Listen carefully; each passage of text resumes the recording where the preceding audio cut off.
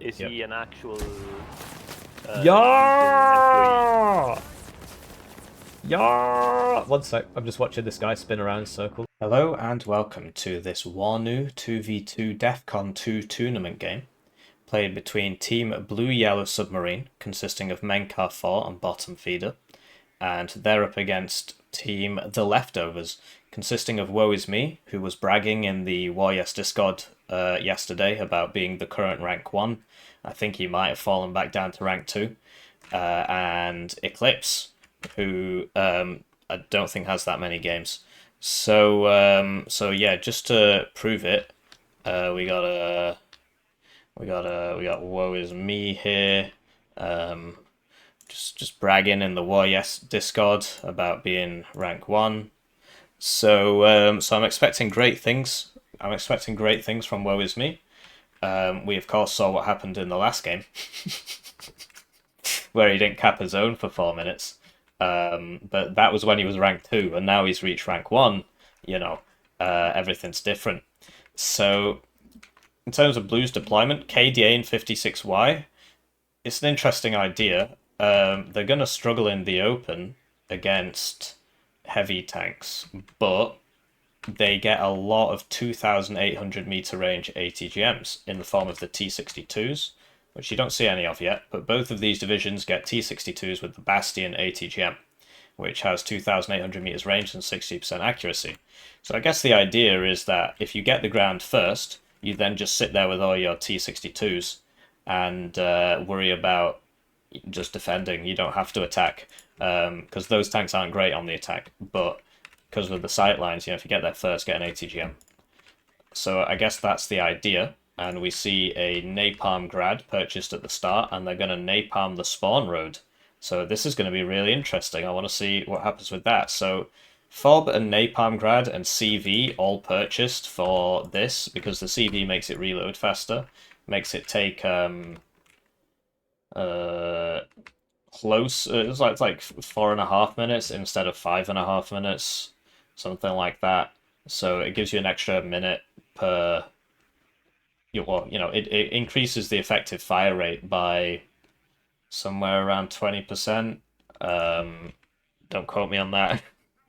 But this is a big investment. So that's 175, that's 320, and that's 80, which adds up to a lot.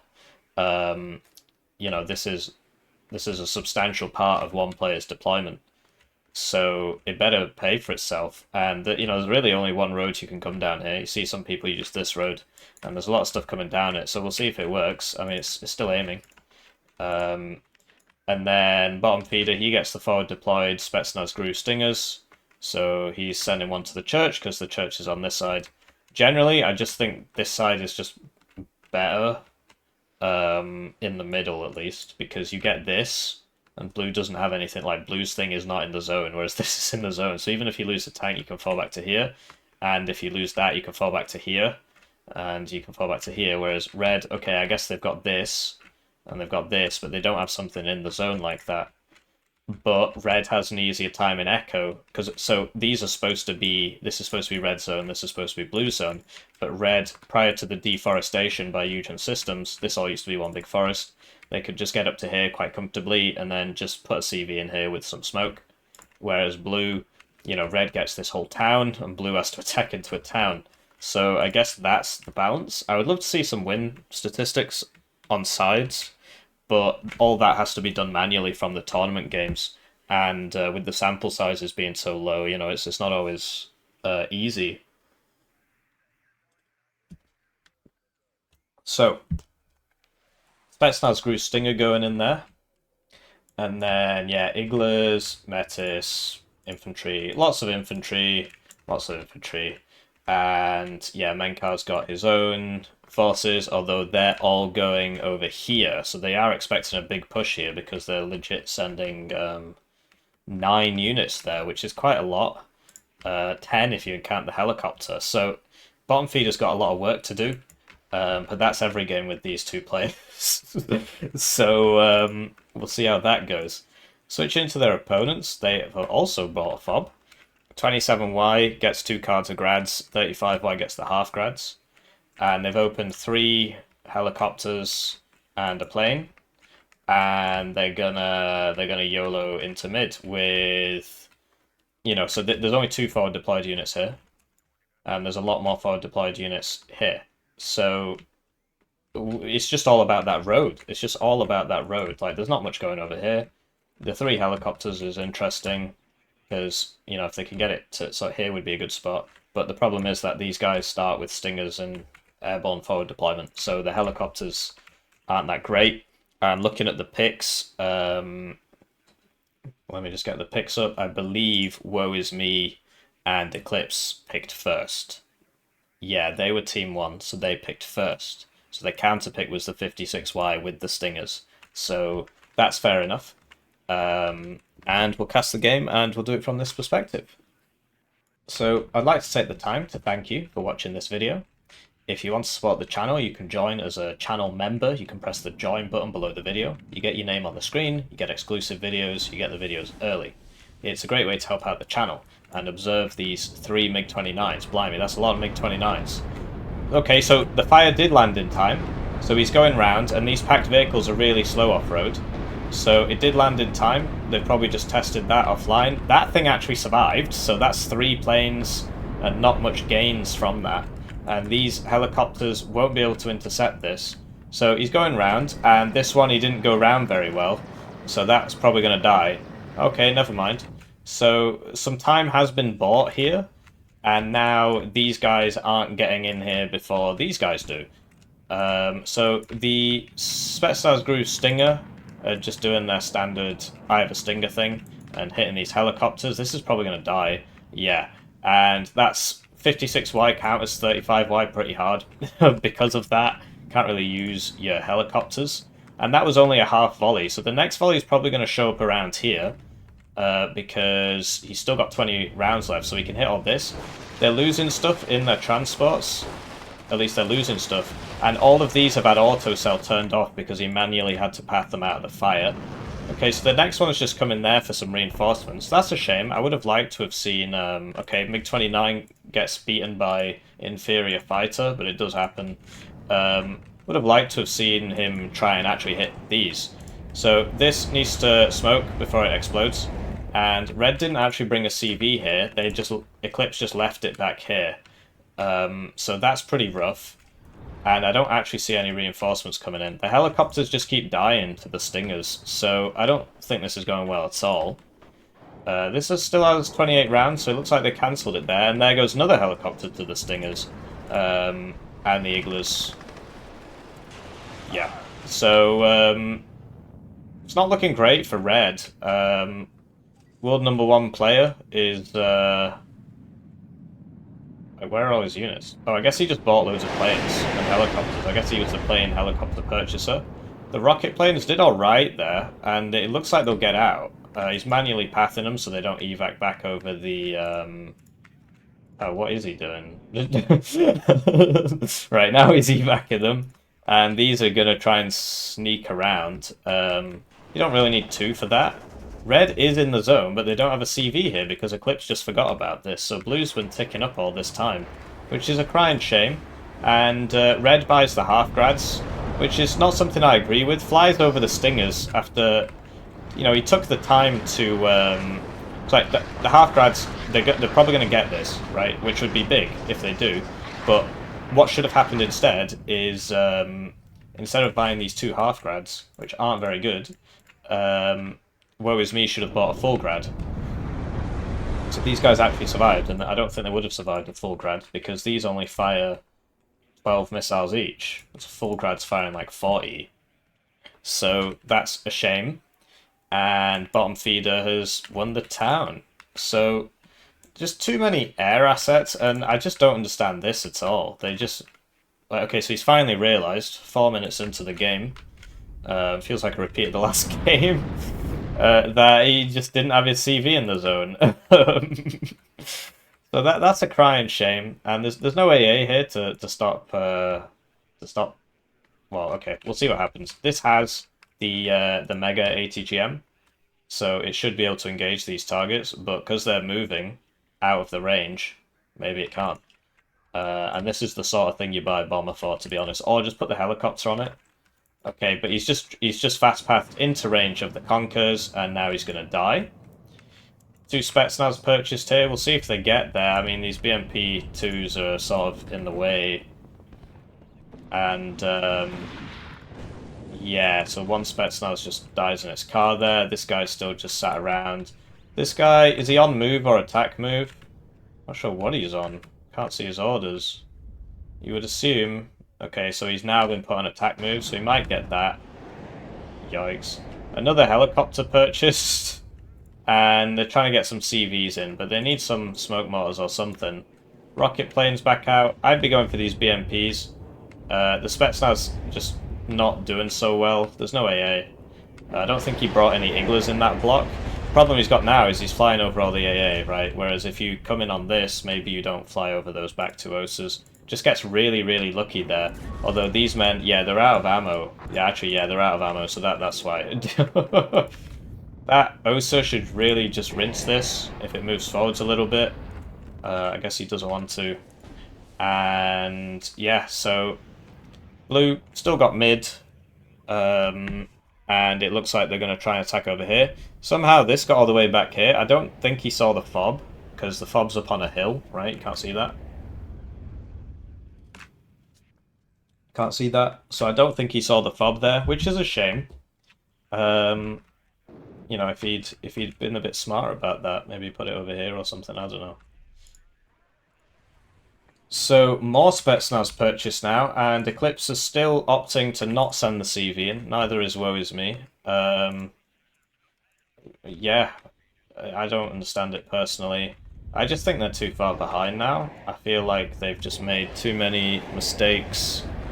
But yeah, I don't know. They're the world #1 rated player, and it's just, yeah, it's not fantastic, and I just don't rate 35Y particularly, because 56Y just feels so much better right now. So there that goes, and yeah, so bottom feeder now, having taken mid, is now sending these guys over to here. Spetsnaz Vedka should stop this, although it's got recon, so maybe it'll see it. And there's the rest of that that napalm grad volley, so these guys are going to go down. Although if they get in the building, they'll survive, but they don't get in the building. More rocket planes, that's dead. I really feel like woeisme should be buying some like tanks or something, BMP-2s, that sort of thing, instead of all these planes, which aren't really accomplishing anything. And they don't really have anything here. You see that the power of the recon, they just can't see this guy until they get in RPG range. So somebody was pointing this out to me, they're like, why do people keep driving into death? Because even if you've got very good optics, you can't see the guy until you're in RPG range. So it's really dumb.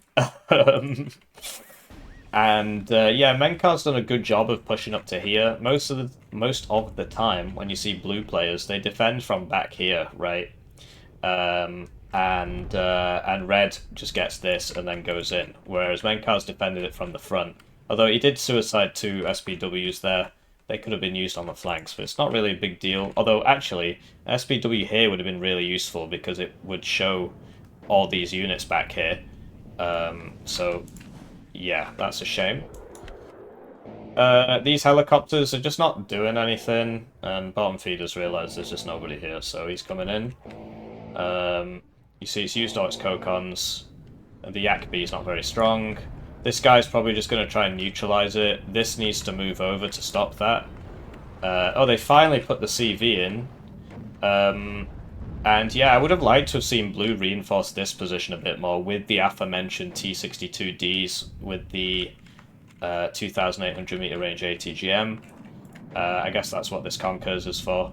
But yeah, it would have been great to see those, because then you're at your max ranging people coming down this road. Robot bomber coming in there, RBF. See what it accomplishes. Gets a couple units. But yeah, the half-grads aren't even firing, and that's a shame. You see how bad the helicopters are, it's probably going to lose to this BTR-60. No, never mind, it might win. Wow. Incredible. but it just stood right here. So there you go. He's reacted with the BTR. Yeah. So I would have liked to have seen Blue put some people here. I think that's where we left off. That Mulder gets the helicopter and immediately they buy another one. I mean, so that is a BM-24M, which you don't see very often. It's really not as good as a grad simply because of the way splash works in this game, but they don't get grads, so that's what you've got. And this isn't moving, it's not in cover, and there's no transport next to it. So it's probably not going to make it. So yeah, this is just poor teamwork from these teams. You shouldn't have the 35Y player buying the really bad grad. And there you go, so it gets him because he's just stood there. You shouldn't have the 35Y player buying 4 of the really bad grad. You should have the 27Y player buying 2 of the good grad. And that's just much more effective than 4 of these. And I believe it's also cheaper. So the CV goes down, and there's just really not that much here from Red. They're losing too much stuff en route, and they've had to put a bunch of guys here because of bottom feeder's attack there, which was repelled. Can this see that fob? I mean, I don't think it can. No, I think it has. I think it spotted it while it was coming across this forest. Look at that. But they haven't pinged it, so he probably just didn't notice. Because, yeah, it would see it there. It would see it there, but he... Oh, no, there you go. He has noticed. He has noticed. There's the fob. There's the fob. Hit that. So that's a really good spot, actually. And if he sent 2, right? And 1 died, so I guess it makes sense to send 2. But yeah, 35Y can't beat 56Y in a town, and it certainly can't beat 56Y supplemented by KDA, and yeah, +3 for blue team. So we're going to speed it up a bit because this is looking pretty over.